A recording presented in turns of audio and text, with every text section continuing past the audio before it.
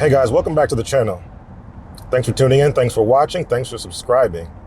Wanted to take a minute to take a look at what the Autopilot experience is for the refreshed 2021 Model S, this particular one being the Plaid version, but this is the same experience for the long range or standard version as well. So I just wanted to jump right into it and give my thoughts and impressions on what Autopilot is like and give you an experience of what Autopilot is like. All right, so first and foremost, the way you activate Autopilot by default is a single click of this button, which is very familiar if you have a Model 3 or Model Y, but it also gives the option to double press it as well. I've opted to double press it, that way I don't accidentally press it and engage Autopilot when I don't mean to. All right, so I'm gonna go ahead and engage it right now. It's activated. And now pretty much from here, what we're gonna do is just observe and see what happens. Automatic lane change. Okay, in order to do that, you need to use the turn signal to confirm. So I'll use the turn signal to confirm a faster lane for the lane change. It's pretty good. What I noticed for this steering wheel is a lot more comfortable to rest your hands like this. In this particular steering wheel, the yoke versus the wheel, a lot better to hold your hands like this, which gives you lots of good pressure for the actual steering wheel and feedback. All right. Otherwise, pretty straightforward, good visibility on the instrument panel here. A little bit of glare just because of the angle on which the screen is at and the darkness of the screen as well. Maybe it's an OLED type of screen, but lots of visibility, high frame rate on that screen as well. And then you also have the, again, turn-by-turn navigation here because you have the the landscape view now instead of the portrait view. You actually get to have your split screen for maps and the camera and the full backup camera with the side repeaters as well. So that's also good. I'm gonna go ahead and increase my speed. I can use that using the scroll wheel here. Jump to 65. This is actually a 55 mile an hour zone. It's just reporting 45 right now. So a little bit of a mapping issue on Tesla's end or whoever is controlling the speed limits at this particular point. Wants to make a lane change. A truck is oncoming. I'm not going to make that lane change just yet. I'm going to cancel, tap to cancel. And yeah, it's a good experience. So if the future is one where you don't have to have your hands on the wheel and you can just sort of sit back and relax and, you know, have a hand on the wheel or don't have a hand on the wheel, also it's pretty relaxing. I can see where this gets into issues when you make longer, deeper turns on streets as opposed to highways, where the wheel sort of blocks and obstructs your knee, if your knee is sitting here because it's more angular, rectangular. But otherwise, a very calming, relaxing experience, not running any new software that everyone else doesn't have for the highways, so no worries there. But it's lots of visibility, lots of information right in front of you, Instrument panel, additional turn-by-turn navigation here. You have the visual display. I'm gonna go ahead and confirm. The visual display here. Speed highly visible, as well as your Autopilot speed and maximum. The yoke icon to indicate that you are on Autopilot. And then you also have, again, the detailed turn-by-turn here, and then again, the cameras. Okay, going onto the exit lane, very nicely done. Much more composed than the last one, I will say that one. That exit turn was pretty composed, but it could just be the software version. This one's gonna be the true tell, because we're a little bit closer to a wall. All right, so far so good. All right. So this is the experience. This is what, effectively Elon and company want you to experience with Autopilot. I'm just gonna use the term Autopilot. I won't say full self-driving. I'll just say Autopilot and leave it at that. But again, very good, very composed. Should slow down pretty good here. Very good slowing down for the turn because it's a steep turn. Takes it very well. And again, just holding the steering wheel like this or being prepared to take over the steering wheel from this position is a lot more comfortable than the actual regular wheel.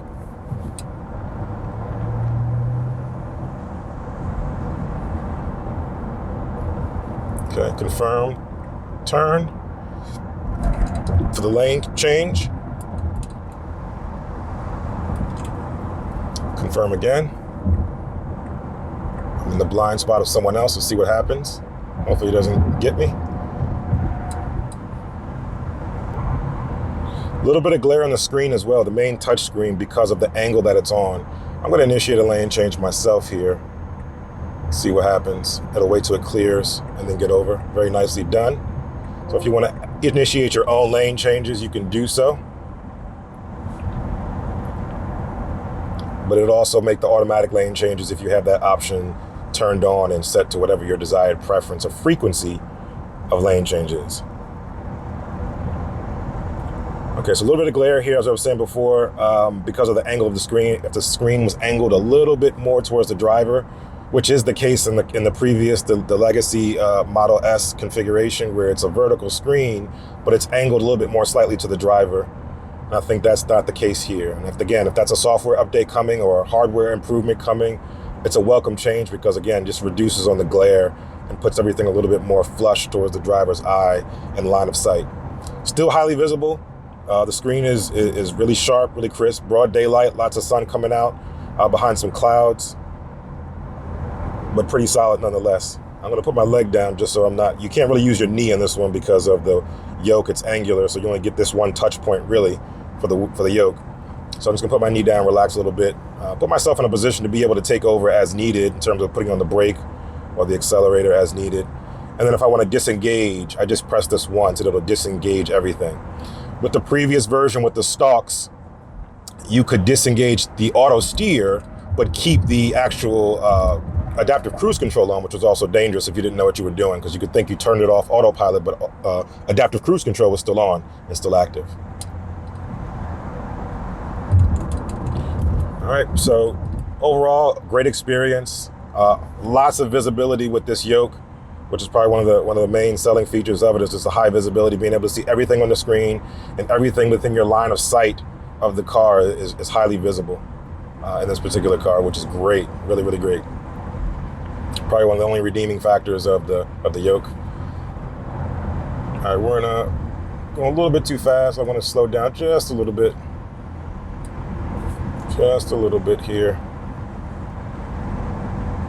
We'll make an interchange here to merge off to this other lane as you see here coming up, and as you also see here. So like lots of redundant information.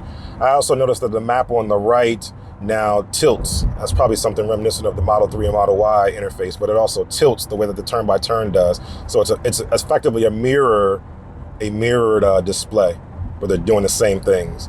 In the previous Model S, only this screen would do the tilting and sort of maneuvering of the angle of the screen so you can see what's coming on down the road. This would be a flat map and you'd have that visibility, which in some instances I prefer, just because I can zoom out, scroll down, and see a lot more of the road better than I could, with the map sort of angling itself in a certain direction.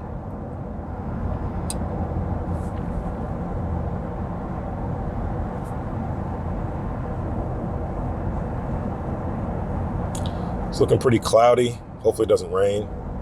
But if it does, I'm sure the auto wipers will kick in. No problem. But again, this is just a really, really relaxed experience. Brighten up just a bit.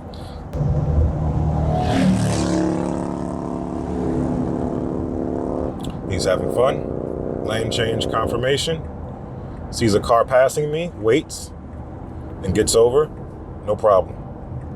Now I'll just show you just a little bit of what the timeout looks like. This one does have the front-facing camera, or the cabin camera to monitor me. My eyes are on the road. Person's swerving a little bit. My eyes are on the road, but I want to see how long it takes before it requires my attention to grab the wheel now, just to give you a sense of what that looks like. Obviously for lane change, it's going to require some confirmation there, but again, using the new cabin camera and it being able to determine whether I'm looking forward, this again is the future of where this is going. What does that look like? Again, eyes are unobstructed, can see clearly down the road, can see the camera can see me, and now it's asking me to apply some pressure there, okay? So overall, really relaxed, really quiet, because this car is super, super quiet. It's taking the exit here very nicely. Nice and smooth too, like that. And now it switches back to regular autopilot, where I have to sort of re-engage. And I'll let this go forward a little bit just to see what that looks like in the actual traffic control. And it's not gonna work here. So that's also a good example of where it didn't really wanna work on regular autopilot, not sort of full self-driving. It's asking me to confirm. I'll press the accelerator, but that was just standard autopilot, nothing else happening. And now I'm just on adaptive cruise control, okay? okay? Press it again, it disengages. Press it once, it re-engages, and then double click to establish autopilot, okay? So just be mindful of that as you get off of highways, when you want to re-engage, when it tells you to take over, that's when you want to take over, because it's not suited to handle that on the local roads just yet, depending on when you're watching this video. If you're watching this video and you have the FSD option, then you're going to be able to handle that no problem, just fine. Let me know your thoughts on the progress of Autopilot and with this new Model S refresh. If you like the experience, if you're looking forward to getting one of your Model S or Model X and have this experience, is this the future? Is this the direction that we're going to go in?